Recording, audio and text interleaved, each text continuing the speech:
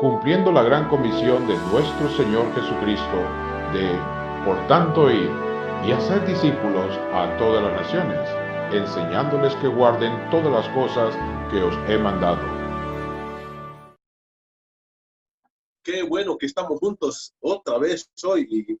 Y yo siento que el tiempo, hermanos, se nos está yendo de una forma demasiado veloz. Ya estamos por terminar el 8º mes de este año y es increíble cómo se han ido estos meses.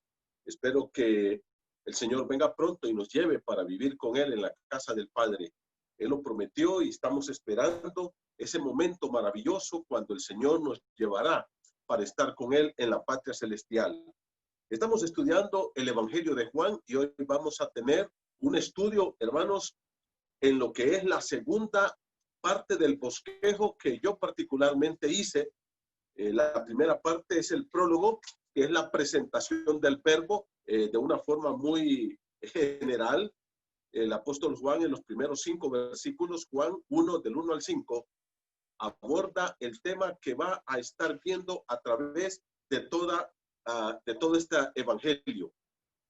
Pero también, queridos hermanos, la segunda parte es el heraldo, que es Juan el Bautizador o Juan el Bautista, como usted le quiera llamar, presenta el verbo. Y de eso vamos a hablar esta noche. Pero antes ahí quiero pedirle que abra la palabra de Dios en el libro de Juan, capítulo 1. Vamos a estudiar. Y este tema, créanme, hermanos, para mí ha sido muy fascinante, muy alentador. Es un tema que nos ha retado mucho en varias áreas de mi vida. Yo espero que así como el Señor me habló a mí cuando estaba estudiando esta palabra, también pueda hablar a tu corazón esta noche. Hay algunos hermanos que están pasando por algunas pruebas difíciles. Hermanos, estamos con ustedes. Josabed, ánimo, hermano, gracias al Señor porque pues esos exámenes ya salieron negativos. Gloria al Señor, que tu familia está bien, pero seguiremos orando por ese consuelo y esa paz que Dios traiga al corazón de tu madre y al corazón de todos ustedes. También, hermanos, recordemos a Julie. Ella todavía está interna en el hospital, en el seguro, para que el Señor la sane, la levante, que pueda recuperarse. Ella está por otro asunto, pero oremos por la salud de ella. También por Dani, su esposo, para que tenga la paz de Cristo en su corazón. También quiero pedir oración por hermana Romelia Artica, por Carlos, para que Dios fortalezca sus vidas también. Ellos están pasando por una prueba bastante dura y que Dios les dé la paz de Cristo en su corazón, hermanos. También oremos por todas las hermanos que han partido a la casa del Padre y sus mujeres o sus hijos o esposas quedaron acá. Sabemos que tenemos las promesas preciosas y maravillosas de Dios, pero sin embargo ese dolor está siempre en el corazón. Hay un vacío y solo Dios lo puede llenar. Oremos por todas estas peticiones a nuestro Padre Celestial, por John y Sandra Nelson allá en las Islas de la Bahía, para que el Señor les dé salud a su familia. Y no se olviden orar por Wilfredo, para que Dios sane a nuestro hermano Will. Entonces vamos a orar, hermanos. Padre querido, gracias por este tiempo hermoso. Señor, queremos adorar, alabar y exaltar tu nombre, como decíamos en este canto. No hay nadie como tú, Señor. Contemplamos tu gloria, tu majestad, porque por fe andamos, no por vista, Señor. Y aquí estamos, Señor, llegando hasta tu santa presencia. Padre, lo hacemos a través de nuestro Señor y Salvador Jesús. Nosotros no tenemos mérito, Señor, para estar ante ti. Es a través de nuestro gran sumo sacerdote, nuestro Señor Jesucristo, que llegamos a tu presencia para adorarte, alabarte, exaltarte, para bendecir tu nombre y para poner en tus manos nuestras cargas, nuestras peticiones. Estamos pidiendo por todas estas amadas familias que están pasando por estas pruebas difíciles. Recordamos, Señor, a Wilfredo, que está malito todavía, que gracias porque tú lo estás sanando y tú lo recuperas. Bendícele, sánalo completamente. Padre, que él pueda volver a la normalidad de su vida. Te pido por Mirna, su esposa, que tú le ayudes y que le des esa fortaleza espiritual, que sea una ayuda idónea en este momento de tanta necesidad para mi hermano Will. Bendice, Padre Celestial, a la familia Artica. Pido por Romelia, por Carlos. Ayuda a nuestros queridos hermanos. Dale esa paz de Cristo en sus corazones. Fortaléceles, consuélales, anímales.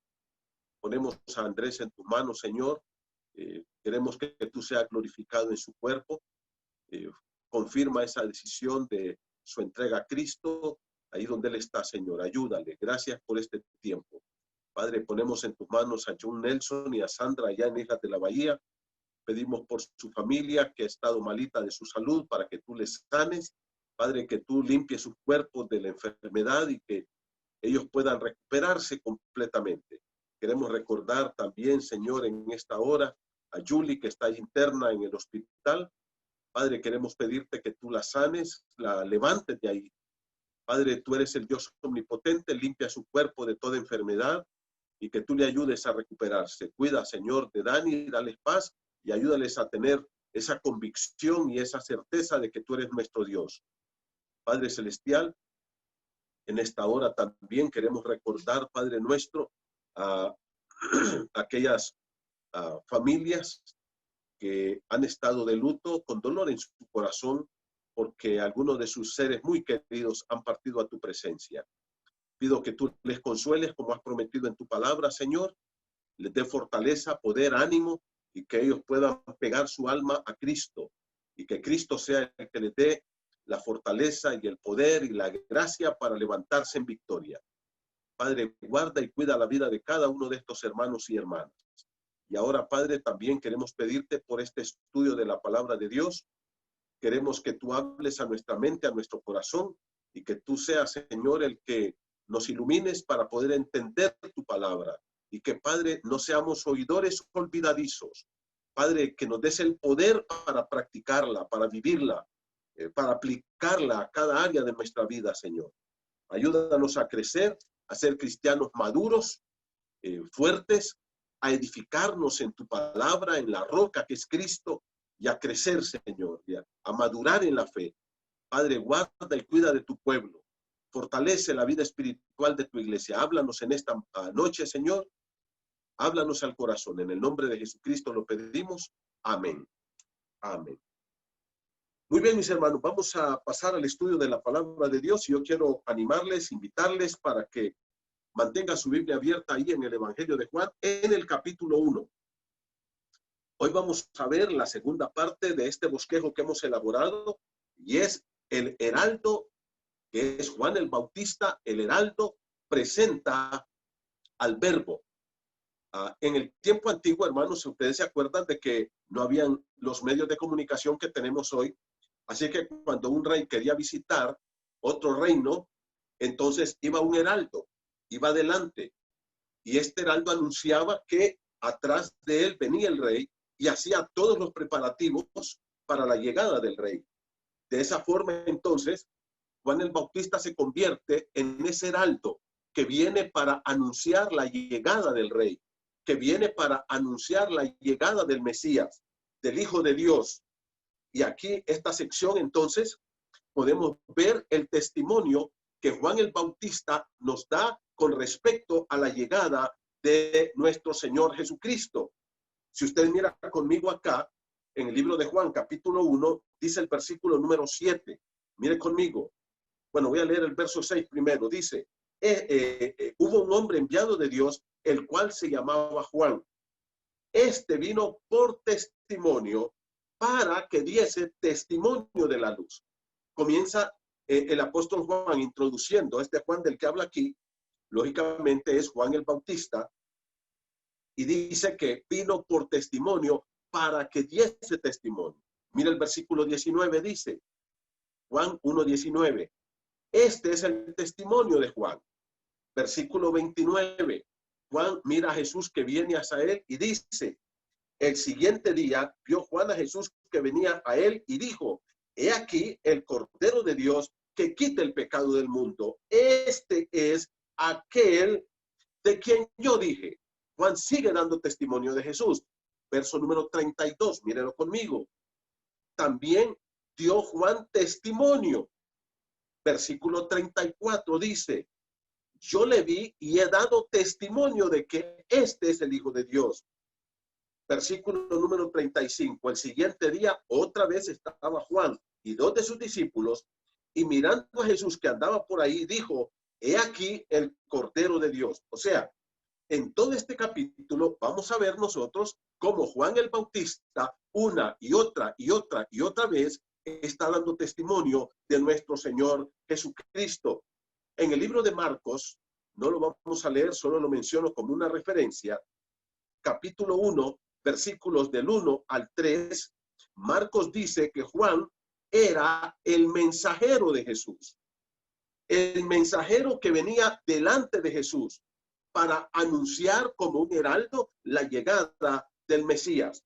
Ahora, aquí, hermanos, quiero que miremos 6 cosas o 6 testimonios de Juan el Bautizador. 6 testimonios. Primer testimonio, Juan, capítulo 1, del verso 6 al verso 14.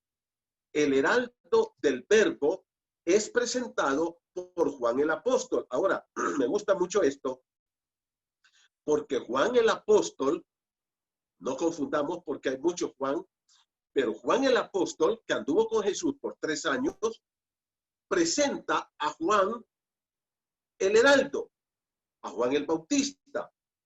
¿Y cómo lo presenta? Me gusta cómo lo hace. Mire cómo dice en el verso 6. Hubo un hombre, Juan el apóstol está contándonos de este hombre. Dice, enviado de Dios, que se llamaba Juan. Juan vino entonces, hermanos, como un mensajero que Dios mandó. Dice, hubo un hombre enviado de Dios. O sea, Juan vino con una misión especial, con una misión particular, concreta, específica. Dice, era el enviado de Dios. Y ahora, ¿cuál era esa misión? Mira el versículo 7. Este pronombre que se refiere a Juan, dice, vino por testimonio. Y mire cómo dice, para que diese testimonio de la luz. Primero dice, vino por testimonio, pero luego dice, ¿para qué? Esta es una partícula, ¿para qué? Que indica un propósito. El propósito único, exclusivo, por el cual Juan vino como enviado de Dios, fue, y lo dice claramente aquí, para que diese, o a fin de que diese testimonio de el Señor Jesucristo.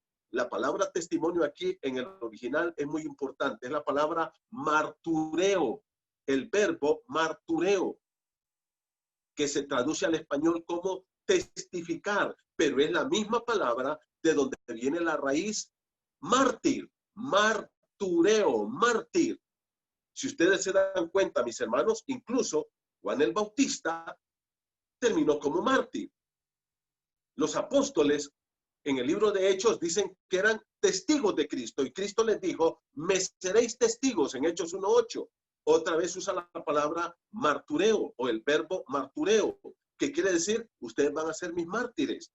Ustedes al testificar de Cristo, puede ser, no siempre, pero puede ser que su vida se convierta en mártir. Y van a morir por ese testimonio. Ahora Juan dice, a fin de, y ahora mire cómo dice, versículo 7, este vino por testimonio, esa fue la razón, pero también el propósito, no solo la razón, sino el propósito. ¿Y qué dice? Para que diese testimonio de la luz. Y aquí, hermanos, en el verso 7, está el objetivo final y último de ese testimonio. Versículo número 7 al final, a fin de que, la misma palabra, todos creyesen en él. Todos aquí habla de la generalidad, habla de toda la gente, especialmente en ese momento en que vino Jesús. El propósito de Juan era decirle a la gente, señores, este personaje que ustedes tienen aquí, este personaje es el Mesías. Ahora, quiero que crean en él, quiero que le reciban y que todo el pueblo le diera la bienvenida al Mesías. Sin embargo, sabemos que eso no fue así. Y mire cómo dice el versículo número 8. Dice, no era él aquí es un pronombre personal que se refiere a Juan el Bautista. Él, Juan el Bautista, no era la luz. Mire qué interesante. Juan el Bautista no era la luz, aunque la vida de Juan el Bautista brillaba también. Mire conmigo aquí en el capítulo 5, lo que Jesús mismo dice de Juan el Bautista. Aunque él no era la luz, la palabra luz tiene el artículo la, que es un artículo definido en el griego, que quiere decir una luz particular y específica, no cualquier luz. La luz era Jesús. Juan no era la luz. Sin embargo, la vida de Juan también brillaba. Mire lo que dice Juan capítulo 5, y vamos a leer el versículo 35. Dijo el Señor Jesucristo, él, hablando de Juan el Bautista, aquí en este pasaje, era antorcha que ardía y alumbraba. Mire, Jesús reconoce en Juan el Bautista como una luz también, pero no la luz. Y dice que su vida era como una antorcha que ardía y alumbraba. Y dice, y vosotros quisisteis regocijaros por algún tiempo en su luz. O sea, Juan el Bautista también alumbraba la vida de las personas, señalándoles el Salvador, diciéndoles quién era Jesús, para que lo recibieran y que tuvieran vida en el Señor Jesucristo. Así que entonces, dice, Juan no era la luz. Versículo 8, estoy leyendo Juan 1:8. Sino para que, otra vez, una frase preposicional que indica un propósito, dice, para que diese testimonio de la luz. Otra vez, está diciéndonos aquí que Juan vino para que diera testimonio de la luz. Pero la vida de Juan también alumbraba, a mis hermanos. Aquí viene una pregunta muy importante. Jesucristo es nuestra luz.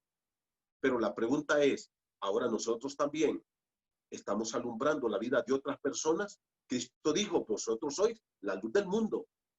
Él es la luz. Pero nosotros también debemos de ser luz para aquellos que andan en tinieblas. Y lo vamos a ver un poquito más adelante. Y mira cómo dice el versículo 9. Aquella luz verdadera. La luz aquí, la verdadera, es Cristo Jesús. Aquí dice que alumbra a todo hombre, venía a este mundo. La idea de Juan es, ese Dios eterno, que es la luz verdadera, se venía al mundo, se hacía hombre. Y ustedes saben que ese es el tema de Juan, que Cristo es el Dios hombre. ¿Y qué dice? Esa luz verdadera venía a este mundo. Y mira cómo dice, y en el mundo estaba, o sea, él llegó al mundo. Esa luz verdadera que es Dios con toda su santidad, porque aquí la luz está hablando de la santidad del Señor que irradia e ilumina la vida de todos nosotros, los seres humanos. ¿Y qué dice? Versículo número 10, en el mundo estaba. Y dice, y el mundo por él fue hecho, fue creado. Juan 1:3, todas las cosas por él fueron hechas. Ahora, mire qué interesante lo que dice Juan. Este Dios omnipotente creó al mundo. Todo este planeta y todo el universo fue creado por él. Pero ¿qué dice el versículo número 10? Que él vino al mundo. Él bajó al mundo. Siendo Dios, dejó su trono de gloria, se hizo hombre, se vistió de carne y es una persona, el mismo Dios. Acuérdense que yo les he estado enfatizando esto. Dios es un ser. Dios es un ser. Pero este ser se manifiesta al hombre en tres personas diferentes. En la persona del Padre, en la persona del Hijo y en la persona del Espíritu Santo. Ahora, yo quiero que entendamos esto. Jesucristo entonces es Dios al 100%, pero también es hombre al 100%. Él es el Dios hombre. Siendo Dios, se hizo hombre. Entonces, Él crea el mundo y baja al mundo.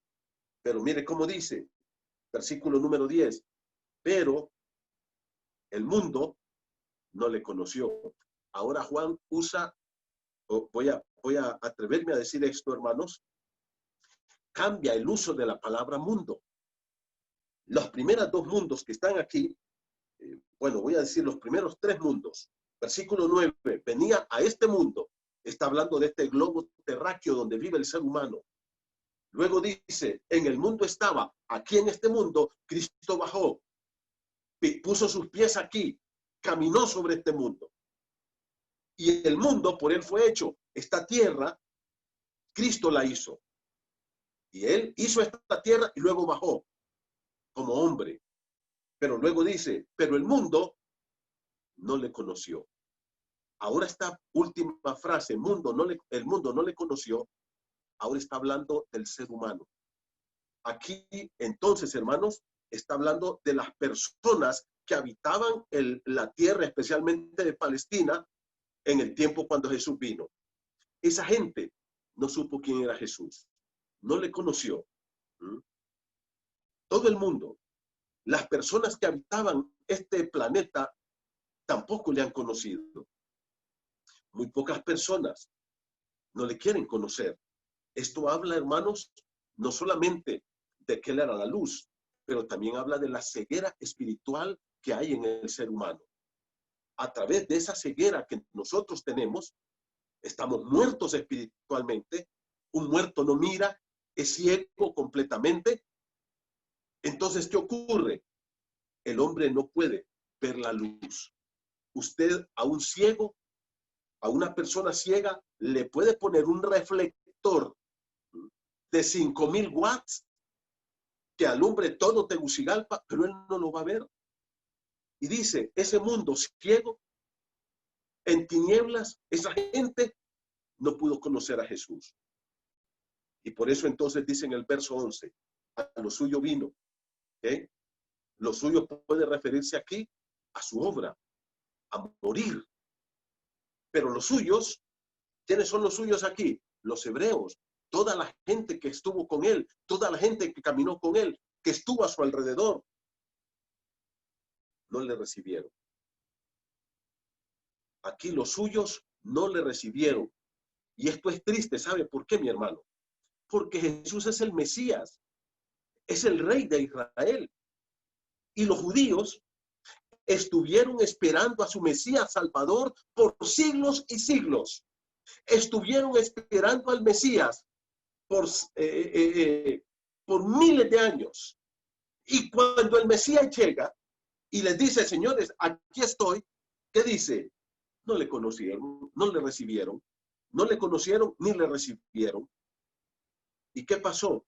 No se dieron cuenta quién era Jesús.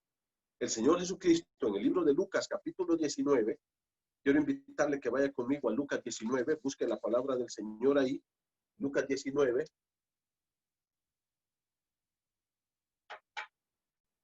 Después de que Jesús entra a Jerusalén, y mire, estamos hablando de la última semana de la vida de Jesucristo.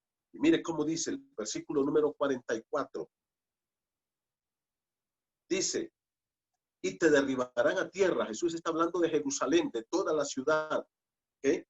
Estoy leyendo Lucas 19:44. Dice, y te derribarán a tierra y a tus hijos dentro de ti, y no dejarán en ti piedra sobre piedra.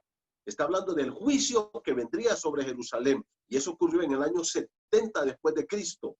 Y dice, por cuanto no conociste el tiempo de tu visitación. Mire qué interesante. Jesús dice, yo les vine a visitar, vine del cielo, como dice Juan capítulo 1, vine a este mundo, bajé a este mundo, lo visité y no me conocieron. Dice, no conociste el tiempo de tu visitación. Más, mire el versículo número 12, por favor, Juan capítulo 1, verso 12, regresemos allá. A todos los que le recibieron. Ahora, ¿qué está aquí?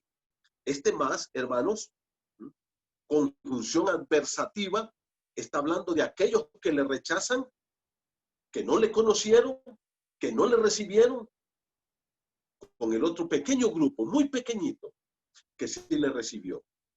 Y dice, mas a todos los que le recibieron, a los que creen en su nombre, les dio potestad de ser hechos hijos de Dios.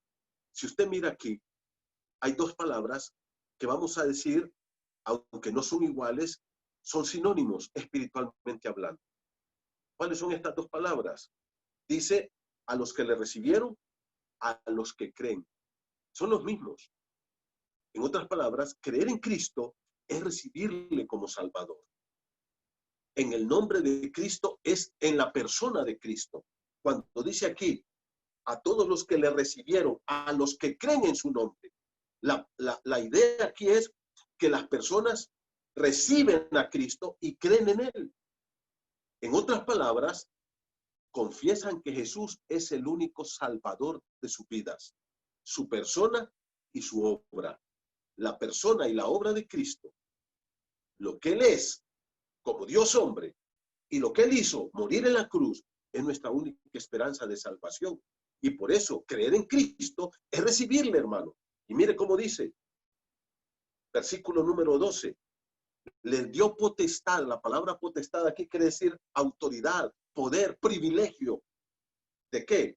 De ser hechos hijos de Dios. Si usted quiere ser un hijo de Dios, tiene que recibir a Cristo, creer en Él como su único Salvador. Y ahora mire cómo dice, los cuales, verso 13, no son engendrados. Y aquí Juan nos va a decir tres cosas. Estos hijos de Dios, dice, primero, no son engendrados de sangre. No traen una línea genealógica. Nadie va a ser salvo porque sus padres eran salvos. Segundo, dice, ni de voluntad de carne. Y tercero, ni de voluntad de varón. ¿Sabe lo que esto significa? Está haciendo énfasis en que la salvación no depende de mis raíces, de mi genealogía, de mi estatus, de en qué país viva yo, de los títulos que yo pueda tener, de las costumbres que yo pueda practicar, de las filosofías que yo pueda creer, etcétera, etcétera. ¿Qué dice? Estos que recibieron a Jesús, que creyeron en Él, que le dieron la bienvenida en su corazón y que son hechos hijos de Dios, han nacido de nuevo por el poder de Dios y del Espíritu Santo. Nada tiene que ver que tú seas hijo de cristianos o hijo de católicos o hijo de mormones o hijo de adventistas o hijo de pentecostales. Eso no te va a llevar al cielo. Los conocimientos que tú puedas tener, eso no te van a llevar al cielo. Las filosofías que tú puedas creer, eso no te va a dar salvación.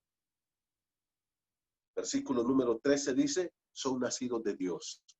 Necesitamos un nuevo nacimiento espiritual porque estamos muertos en delitos y pecados. Y por eso dice, y aquel verbo, el del 1:1, que ya era en el principio y que era con Dios y que era Dios y que sigue siendo Dios, ¿qué dice? Fue hecho carne y habitó entre nosotros y vimos su gloria, dice. Gloria como la del unigénito del Padre, lleno de gracia y de verdad. Ahora, hermanos, esto nos lleva entonces al segundo punto. ¿Cuál es el primer punto? El primer punto es que el heraldo del verbo es presentado por Juan el apóstol. Juan el apóstol dice, este es el que Dios envió para dar testimonio. Se los presento. Y ahí está el testimonio de Juan. Y ahora vamos, letra B. El heraldo presenta al verbo como el Dios verdadero. Mire otra vez, vamos a ir al capítulo 1, verso 15 al 18. Mire conmigo. El heraldo presenta al verbo como el Dios verdadero, sin ninguna clase de duda. Juan el Bautista señala a Jesús como Dios. Versículo 15. Juan dio testimonio de él y clamó diciendo, este es de quien yo decía, el que viene después de mí es antes que mí, porque es primero que yo. Primera cosa, Juan, ustedes recuerdan, hermanos, en la narración de Lucas capítulo 1, dice que había un sacerdote llamado Zacarías, vamos a hablar de esto un poquito más adelante, y Elizabeth, su mujer, que eran ya ancianos y no tenían hijos. Y ahí se le anunció que iba a ser padre de Juan y que Dios le puso el nombre, su nombre será Juan. Y luego dice que Elizabeth quedó embarazada y se fue a la montaña. Y 6 meses después, el ángel se le apareció a María. Y María era una joven judía y también quedó embarazada del Espíritu Santo. Y María se va a la montaña a buscar a su prima Elizabeth. ¿Okay? ¿Y qué pasó? Ya Elizabeth tiene 6 meses de embarazo. Juan era 6 meses mayor que Jesús. Y mire cómo dice Juan entonces aquí. Este es el verso 15 de quien yo decía, el que viene después de mí. O sea, Juan dice, yo vengo primero, porque yo lo anuncio a él, pero segundo, porque yo soy mayor que él también. ¿Y qué dice Juan? Pero no importa, él es primero que yo. Y aquí, hermanos, la palabra antes que mí habla de la eternidad de Jesús. Juan dice, aunque yo soy 6 meses mayor que Jesús y aunque yo venga delante de él es eterno, él es antes de que yo existía. Antes de que yo existiera, él ya existía. ¿Y qué dice? Porque es primero que yo. La palabra primero puede hablar de tiempo, eternidad, pero también de jerarquía. Él es más grande que yo. Eso es lo que quiere decir aquí Juan. Y ahora mire el verso 16, dice Juan, porque, y aquí da la razón, por la cual Cristo es primero, por la cual Cristo es eterno. ¿Y qué dice? Porque de su plenitud tomamos todos y gracia sobre gracia. Hermanos, esta palabra es contundente. La palabra en el original es pleroma. Y aquí lo que está diciendo es la palabra pleroma, plenitud, que se traduce al español, que Cristo es la suma completa de todo lo que es Dios. Sin quitarle nada. Sin quitarle absolutamente nada. En otras palabras, Juan el Bautista está presentando a Cristo y dice, Él es la plenitud de Dios, el pleroma de Dios. Y de esa plenitud de Él es que nosotros tomamos, dice. Miren lo que dice el versículo número 16. Porque de su plenitud, de la plenitud de Cristo, dice Juan, tomamos todos. ¿Qué tomamos? Tomamos la vida, la salvación, todo lo que necesitamos. Solo Cristo lo puede dar. Mi vida, Él me la dio. Yo tomo mi vida de Él, tanto la vida física como la eterna. Mi alimento, Él me lo da. La salud, Él me la da. Es de su plenitud que tomamos todo. Y este mismo concepto lo expresa Pablo en el libro de Colosenses. Vaya conmigo a Colosenses. Esto ya lo vimos en Colosenses, pero esto es importantísimo que lo podamos entender. Mira Colosenses 1:9. Dice la palabra del Señor, por lo cual también nosotros, desde el día que lo oímos, no cesamos de orar por vosotros y de pedir que seáis llenos del conocimiento de su voluntad, que sean plenos en ese conocimiento de ese Dios pleno. Mire conmigo el versículo 19, Colosenses 1:19. Por cuanto, este versículo es clave, equivale a lo que dijo Juan en el capítulo 1, versículo 16. Mira el versículo número 19, Colosenses 1:19 dice, por cuanto agradó al Padre que en él, Cristo, habitase toda plenitud. ¿Sabe lo que quiere decir eso? La plenitud de Dios es Cristo, está en Cristo. Él es Dios. Y como si esto fuera poco, Pablo lo enfatiza en el capítulo 2, verso 9. Mire conmigo. Colosenses 2:9. Porque en él, pronombre personal que se refiere a Cristo, él habita corporalmente toda la plenitud de la deidad. ¿Sabe lo que quiere decir la palabra plenitud aquí? la suma de todo lo que es Dios habita en Cristo. Juan, el bautizador, nos presenta a Cristo como Dios sin ninguna duda, con toda claridad, de forma directa y contundente.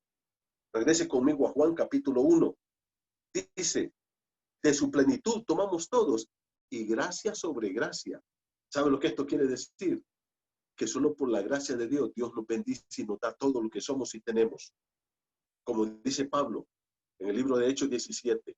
En Él vivimos y nos movemos y somos. Fuera de Él estamos muertos. Fuera de Él no servimos.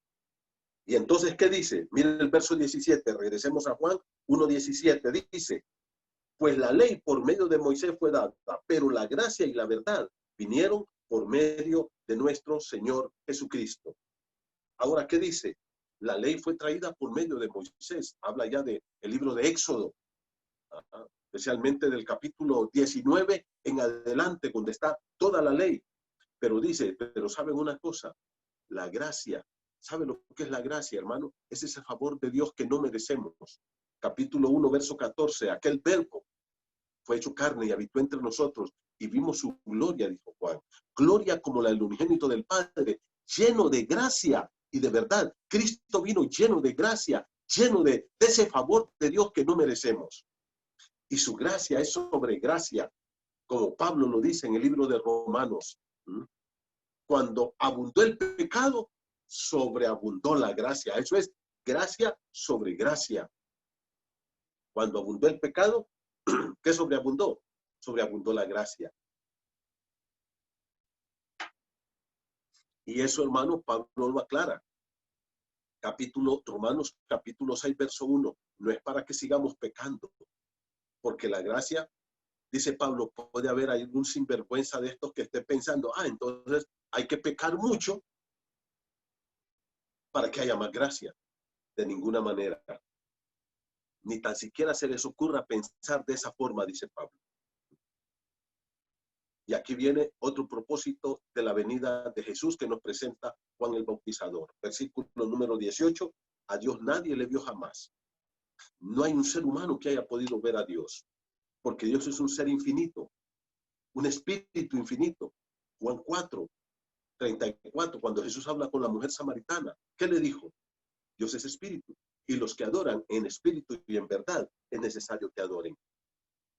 ¿Cuál es el punto aquí, mis hermanos?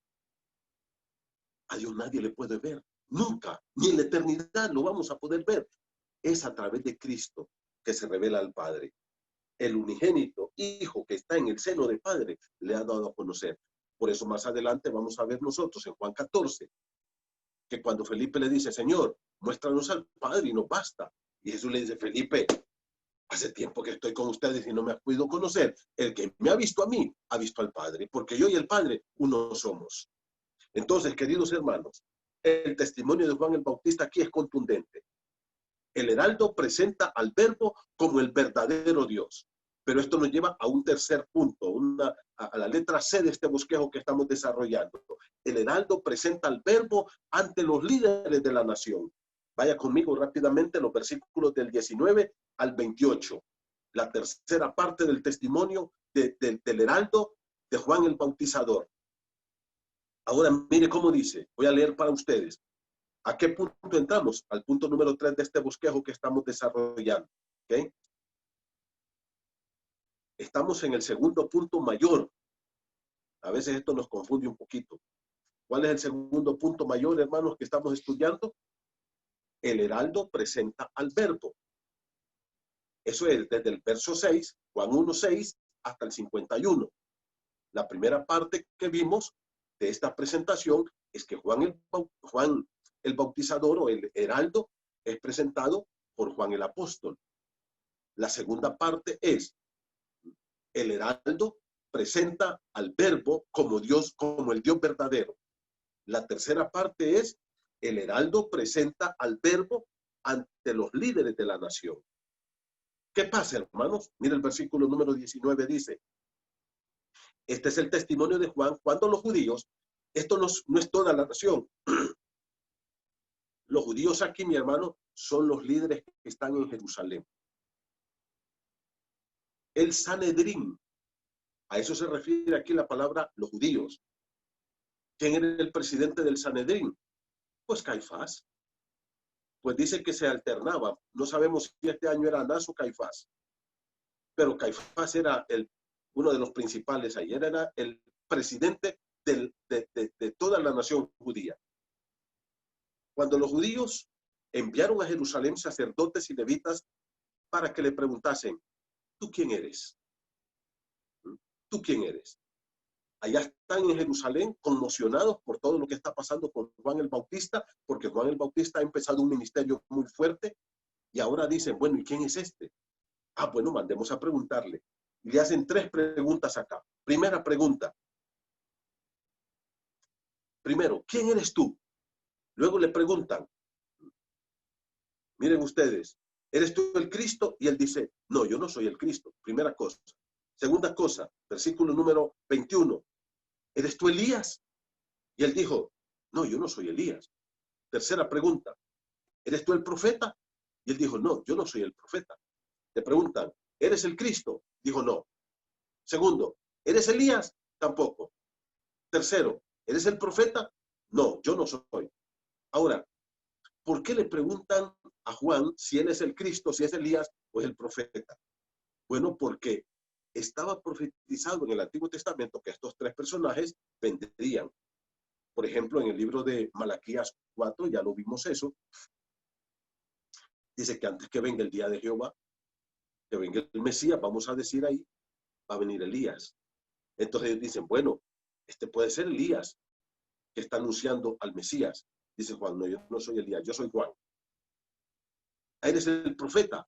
No, yo no soy el profeta. Y la pregunta es, ¿y a qué profeta se está refiriendo aquí? Aquí, hermano, el profeta es lo que dijo Moisés en el libro de Deuteronomio, capítulo 18, verso 15 al 18. Dijo, Dios va a levantarles un gran profeta, como yo. Y la idea ahí es uno mucho más grande que yo. Entonces ellos también estaban esperando a ese profeta. ¿Y qué les dice Juan? No, yo no soy el profeta. Y lógicamente les dice, yo no soy el Cristo. Ahora, hermanos, la pregunta es, ¿y por qué desde Jerusalén le mandan a Juan a preguntar quién es él? Y quiero decirte que al final de este versículo, de esta sección, en el verso número 28, si tú miras conmigo, dice, estas cosas sucedieron en Betábara. La palabra Betábara aquí más literalmente es en Betania, probablemente un poquito más al norte, ¿ok? En esa zona que no estaba muy lejos de Jerusalén, de verdad, pero era por ahí, por las riberas del río Jordán. Ahora, ¿por qué le mandan a preguntar esto? En el libro de Lucas, capítulo 1, la palabra de Dios dice, mis hermanos, que Zacarías era sacerdote. Mira esto. ¿Dónde estaban los sacerdotes? En el templo, ahí en Jerusalén. Ahora, esto es importante, hermanos, porque el hijo del sacerdote tomaba el puesto de su papá, era sacerdote también. Todos los hijos de sacerdotes eran sacerdotes. Ahora, Juan el Bautista, la tradición decía que los sacerdotes, sus hijos, al cumplir 20 años, fíjate bien, ellos debían ir al Sanedrín, presentarse ante el Sanedrín, y el Sanedrín los examinaba. Primero, sobre el Antiguo Testamento, a ver si conocían el Antiguo Testamento. Les hacían preguntas para allá y para acá, de todo el Antiguo Testamento. Y segundo, los examinaban físicamente. Según lo que hemos investigado nosotros, queridos hermanos, les hacían, escucha esto, por favor, 142 evaluaciones físicas. Ahí, los del Sanedrín. Les examinaban los dientes, los ojos, las orejas, el pelo, cada detalle del cuerpo, porque si tenían un pequeño defecto, no podían ser sacerdotes. Entonces, cuando pasaban todos los exámenes, los aprobaban para ser sacerdotes en el templo. Que, según lo que dice un historiador del primer siglo llamado Flavio Josefo, Dice que en el tiempo de Jesús habían aproximadamente 20,000 sacerdotes. Era una cantidad exagerada. Ahora, esto nos llama mucho la atención. ¿Sabes por qué? Porque dice la Escritura que allá en el libro de Lucas le tocaba a entrar al templo a ofrecer el incienso y echaron suerte, dice, y la suerte cayó sobre Zacarías. ¿Sabes una cosa, hermano? Eso era algo que podía ocurrirle a un sacerdote una vez en la vida, si tenía suerte, vamos a usar esa palabra, una vez en la vida. En otras palabras, que Zacarías ese día haya recibido la bendición de entrar al lugar santo para limpiar y a tener todo el arreglo ahí y ponerle incienso, fue la mano de Dios, porque cuando Zacarías entra, ahí le aparece el ángel y le dice, vas a tener un hijo, se va a llamar Juan. Y por eso Juan dice, él es enviado de Dios. Juan no era cualquier persona. Y por eso los sacerdotes le preguntan aquí, ¿quién eres tú? Y hermano, yo te hago esa pregunta a ti en esta noche. ¿Quién eres tú? Mira, le preguntaron, ¿quién eres tú? O tú, ¿quién eres? La pregunta más importante que todos los seres humanos debemos de contestarnos. ¿Quién soy yo? Hermano, ¿tienes una respuesta para esa pregunta? ¿Quién eres tú? La respuesta a esta pregunta, en primer lugar, te define. ¿Quién eres tú? Segundo, te ubica. Te ubica. Tercero, te identifica. Y cuarto, te orienta. Te da dirección. Si tú no sabes quién eres tú, mi hermano, ni lo que estás haciendo en este mundo, vas a andar bateando siempre. Juan el Bautista estaba definido. A él le preguntaron, ¿eres tú el Cristo? Dijo, no, yo no soy el Cristo. ¿Eres tú Elías? No, tampoco. ¿Eres tú el profeta? No. ¿Y quién eres? Yo soy Juan el Bautista. ¿Y quién eres? Ah, soy la voz del que clama en el desierto. Y eso lo dice ahí más adelante. Yo vengo a presentar al Mesías. Mi vida está rendida a ese ser que viene ahí. Hermano, hasta que tú no respondas esa pregunta claramente, ¿quién eres tú? Por ejemplo, hay gente que dice, yo soy médico. Bueno, ya se definió que él es médico. Hasta que tú no te defines y digas, yo soy un cristiano, súbdito del Rey Jesús, tú no te vas a definir bien como un cristiano. No te vas a definir bien. Yo te invito para que tú pienses claramente en la respuesta a esa pregunta. ¿Quién soy yo?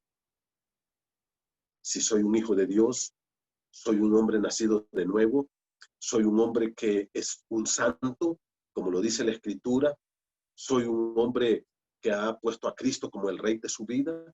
¿Quién eres tú? ¿O eres un mundano disfrazado de cristiano? ¿Quién eres tú?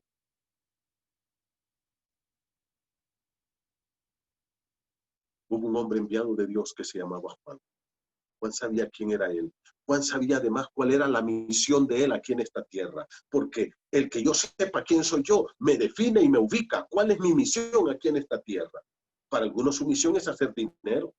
Su vida la meten al dinero. Para otros su misión es sacar títulos. Aprender. No le dan nada a Dios, porque esa no es su misión. Y esto nos lleva entonces, hermanos, a el siguiente punto número 4, dentro de este segundo esquema. El heraldo presenta al verbo como el Salvador. Versículo 29. Al siguiente día vio Juan a Jesús que venía a él y dijo, he aquí el Cordero de Dios que quita el pecado del mundo. Juan mira a Jesús que viene y le dice a toda la multitud que está con él, este que viene aquí es el único, que es el Cordero de Dios.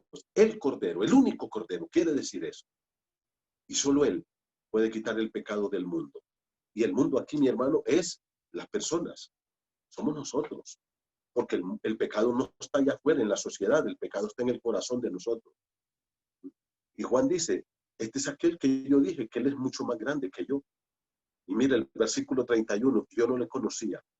Y entonces esto nos lleva al siguiente punto. Juan aquí presenta a Jesús como el único salvador del ser humano, como el único que puede dar vida eterna y perdonar los pecados del ser humano. Él es el Cordero de Dios que va a cargar con el pecado del mundo, del hombre. Él nos va a sustituir en la cruz como el Cordero Pascual que ya estudiamos. Y esto nos lleva al quinto punto. El heraldo presenta al Verbo con toda seguridad, sin ningún tipo de dudas. Nada. Versículo número 32 dice,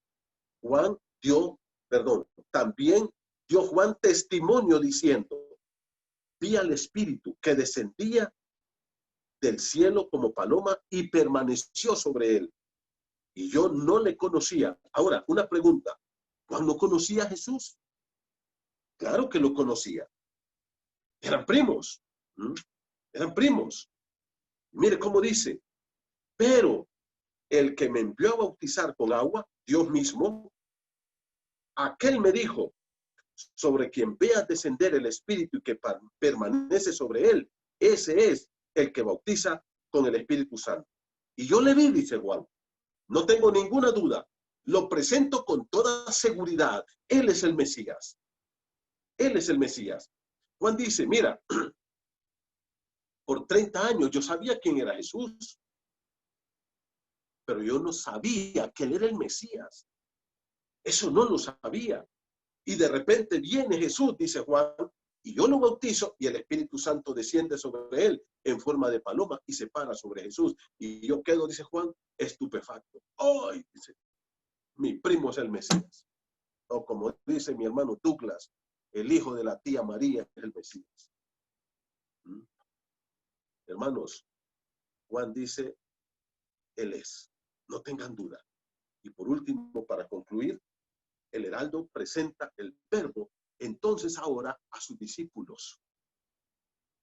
Parece que Juan empieza a ver que las cosas no van caminando como él pensaba, que la gente se iba a ir siguiendo a Jesús y que lo iban a aceptar como el Mesías. Y dice el versículo número 35, y esto nos lleva del 35 hasta el 51. El heraldo presenta el Verbo a sus discípulos entonces. Mira el versículo 35. Al siguiente día ¿de qué?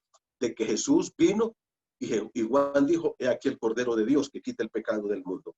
Otro día estaba Juan y 2 de sus discípulos. Probablemente, hermanos, uno de estos discípulos era Juan, que después de ser discípulo de Juan el Bautista, se hizo discípulo de Jesús. Muy probablemente era Juan.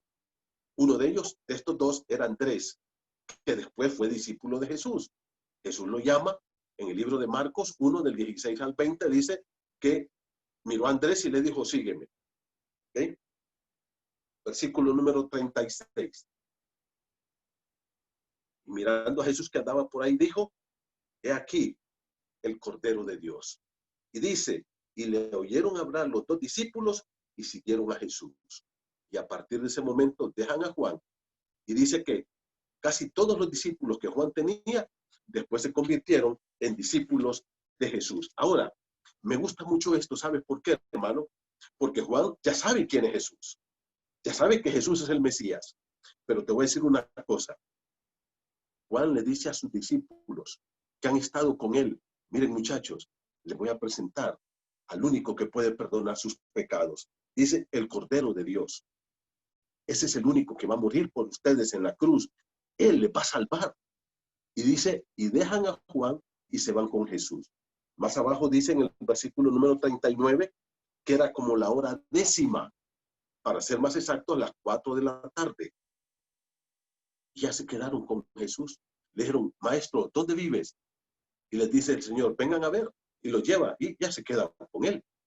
Ahora, dice la palabra del Señor, versículo 40, mire, Andrés, hermano de Simón, era uno de los que había oído hablar a Juan y había seguido a Jesús. Andrés, halló primero a su hermano Simón. En otras palabras, al siguiente día, Andrés se va y le dice a Pedro, Pedro, hemos hallado al Cristo. Ven, ¿ya entiendes lo que estamos diciendo? Juan tiene sus discípulos que son amigos de él y les dice, les voy a presentar a Jesús. Se quedan ya con Jesús, Andrés y el otro, que probablemente era Juan, el apóstol. ¿Y qué pasa? Y dice, y Andrés otro día sale corriendo y va y le dice, Pedro, ven, te voy a llevar con Jesús para que lo conozcas. ¿Sabes lo que eso se llama? Evangelización. La mejor forma de hacer evangelismo y de ganar personas para Cristo es de un amigo a otro. Hermano, tenemos que compartir este mensaje con nuestros amigos. Versículo número 43. Al día siguiente, quiso Jesús ir a Galilea y halló a Felipe y le dijo, sígame. Y Felipe era de Betsaida. Versículo 45. Y Felipe halló a Natanael. Era un amigo de él también. Y le dice, Natanael, hemos hallado a aquel de quien escribió Moisés en la ley y los profetas, a Jesús, hijo de José de Nazaret. Y Natanael le dice, y de Nazaret puede salir algo. Nunca había salido un profeta de Galilea. Y ahora entonces, ¿qué pasa? Le dice, ven y ve. Y ahora, ¿qué pasa? Felipe trae a Natanael. Y Natanael se convirtió también en un discípulo de Jesús. ¿Sabe cómo se llama en la lista de los 12 que hace en Mateo 10? Bartolomé. Bartolomé es Natanael. Es el mismo, hermano. Ahora, ¿qué estamos viendo con esto? Vamos de uno en uno, hermano. Gana a tus amigos. Dígale, ven a ver. Ven, mira lo que Dios hizo conmigo. ¿Ah? Mira lo que ha hecho con otras personas en la iglesia. Te invito. Y así vamos a ir multiplicando las personas en el reino de Dios. Podemos ver cómo Juan el Bautizador hace un trabajo espectacular presentándonos a Jesús. Qué lindo, hermanos. Y que nosotros podamos presentarle a Jesús a otras personas. Hermano, este es formidable lo que la palabra de Dios nos enseña. El domingo vamos a ver la boda de Caná, el milagro, el primer milagro de Jesús, y ahí vamos a entrar al tercer punto de todo este gran bosquejo del Evangelio de Juan. Vamos a terminar esta noche con oración. Padre querido, gracias por este tiempo hermoso, porque podemos aprender de ti, estudiar tu palabra. Padre, ayúdanos a entender que Jesucristo es el Hijo de Dios, que Dios hecho hombre, nuestro único y suficiente Salvador, el único que murió en la cruz para perdonarnos, que nos dio su gracia, ese favor y ese amor que no merecemos. Y ahora, Padre, nosotros a través de Cristo tenemos el perdón y la vida eterna. Ayúdanos a nosotros primero, Señor, a identificarnos como verdaderos cristianos. Si alguien nos pregunta, ¿tú quién eres? Yo soy un hijo de Dios. Yo soy un hombre de Dios. Yo soy un seguidor de Jesucristo. Bien definidos como Juan el Bautista. Pero también ayúdanos a ganar a otros para Cristo, atrayéndolos a la fe de Jesucristo. Gracias por esta noche, Señor. Padre, que podamos crecer en Cristo y vivir para gloria de tu santo nombre. Edifica tu pueblo. Gracias, Señor, en el nombre de Jesús. Amén. Hermanos, muchas gracias. Que Dios los bendiga por estar con nosotros. El domingo a las 10:30 seguimos con el tercer punto en el bosquejo del libro de Juan. Que Dios los bendiga. No se olviden que mañana tenemos 2 reuniones. Una es a las 3 de la tarde con los chicos del Club Bíblico y la otra es a las 6 de la tarde con los matrimonios. Todos están invitados. Que Dios los bendiga.